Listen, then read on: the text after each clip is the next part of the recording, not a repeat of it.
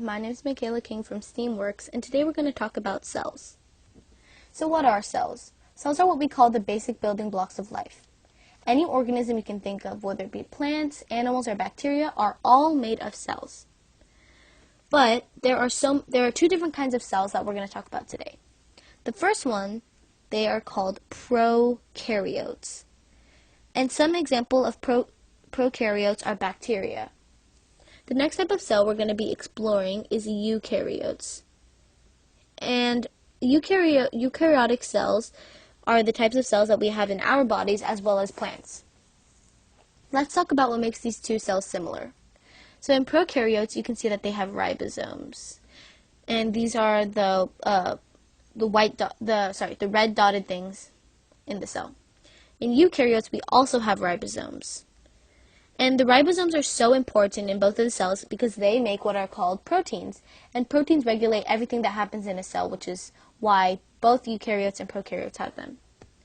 The next thing that both eukaryotes and prokaryotes have are cytoplasm.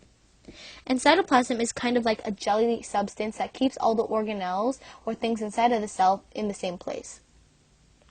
The next thing that they both have is the plasma membrane or the cell membrane. And the cell membrane, the basis of it is that it regulates what goes in and out of the cell, and we'll talk more about the structure a little later. Finally, something that both of the cells have are the genetic material, or DNA. But it starts to differ a little bit here. You can see in the animal cell that the DNA is kind of scrambled up and looks like spaghetti. But in the eukaryotes, you can't see the DNA, and this is because it's inside of a membrane-bound organelle. Now, what is an organelle? Organelles are specialized. Each of them have a different function, and we'll talk about that a little later in the video. So, in the eukaryotes, you can see all these little multicolored organelles, and they each have a different function, and it each does a different thing to help the cell stay functioning. Now we're going to be talking about the two types of eukaryotic cells. First, we have the animal cell and the plant cell. So something that both of these cells have is the cellular membrane, and I'm tracing this right now in green. So this membrane is really important. The cellular membrane is made of what we call a phospholipid bilayer. And let's break down that word. So phospholipids are the main component of the cellular membrane. And the bilayer refers to the fact that the membrane has two different sides. This over here is side 1, and this over side here is side 2. So the heads of these phospholipids are made of a phosphate group, and they are hydrophilic, which means they like water. And these little tails of it are hydrophobic, which means they don't like water. Now, this is really important to why the cellular membrane works the way it looks and works the way it does. So, in a cell, usually it's surrounded by water on both sides, inside and outside. So, when the water tries to come through, it won't be able to because this right here, this tail is hydrophobic and it doesn't like water.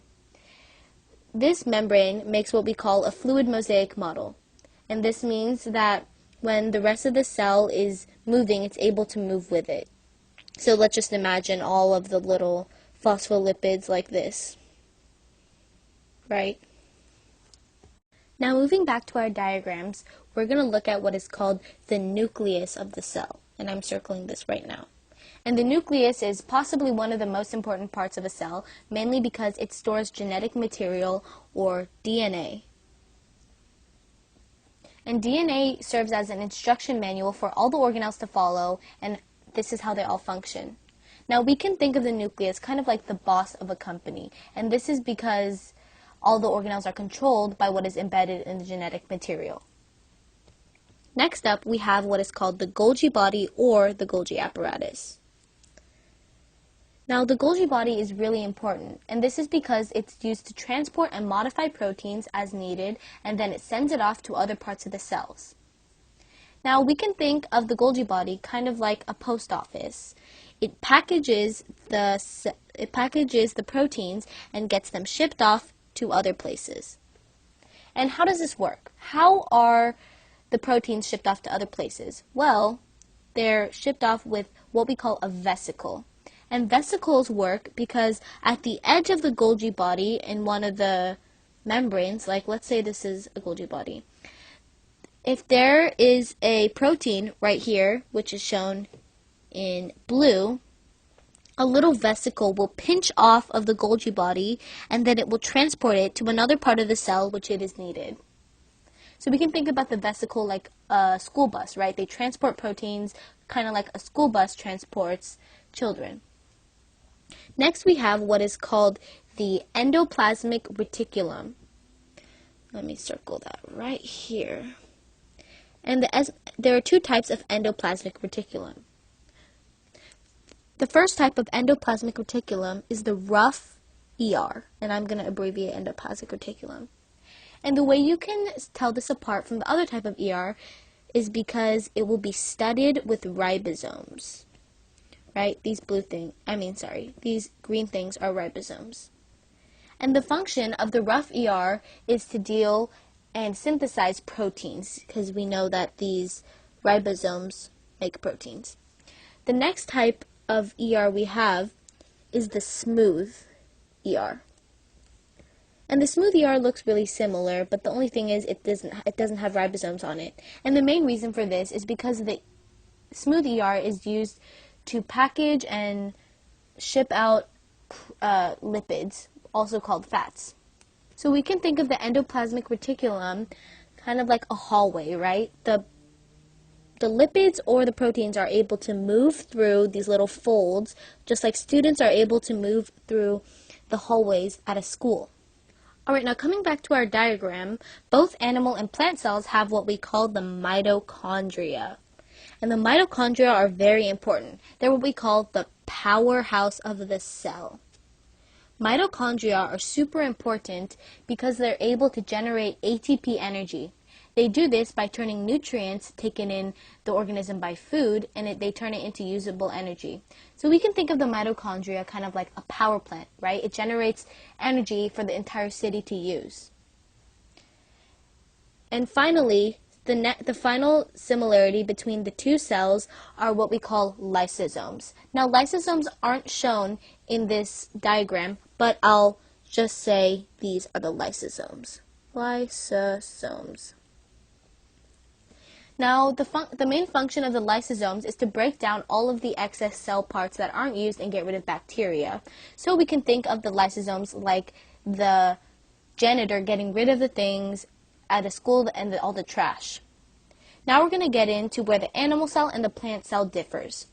Let's first look at why the plant cells are different. So I'm going to circle these things called chloroplasts, and they kind of look like watermelons. And what chloroplasts do is turn sunlight into usable ATP energy. And they do this in the process of photosynthesis. And the process of photosynthesis will be explained in a later video. The next difference between a plant cell and an animal cell is the fact that plant cells have a cell wall. Now this cell wall is made up of cellulose. So it gives the cell its structure, and that's what makes the plant cell look so much more, rectangular rather than the animal cell, which is just a circle. Because the animal cell does not have a cell wall. Now let's look at something that the animal cell has that the plant cell doesn't. So I'll circle it, and you can see right here these two little things are called centrioles. Centrioles are very important in an animal cell because it helps with mitosis, or division of the cell. So the way this works is that when a cell is ready to divide into two more cells, they will form what are called spindle fibers. And these spindle fibers are really important in separating chromosomes. So chromosomes look something like this. And when the spindle fibers attach to them, they will end up looking kind of like this. Two different parts.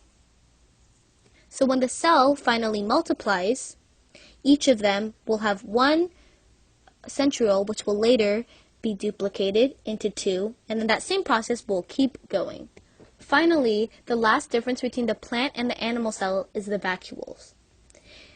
As you can see, both the plant cell and the animal cell have vacuoles. It's not labeled in the animal cell, but it's right here, this white thing. And the vacuole, what this does, it's kind of like a refrigerator. It stores extra materials that the plant or animal cell makes for later use. And in the plant cell, it's a lot bigger. And the reason for this is because plant cells need a lot more inorganic substances to live rather than animals. Alright guys, that's the end of the video. Thank you so much for watching. Make sure to like, comment, and share, and comment with any more subjects that we should make a video about in the future. Thanks, bye.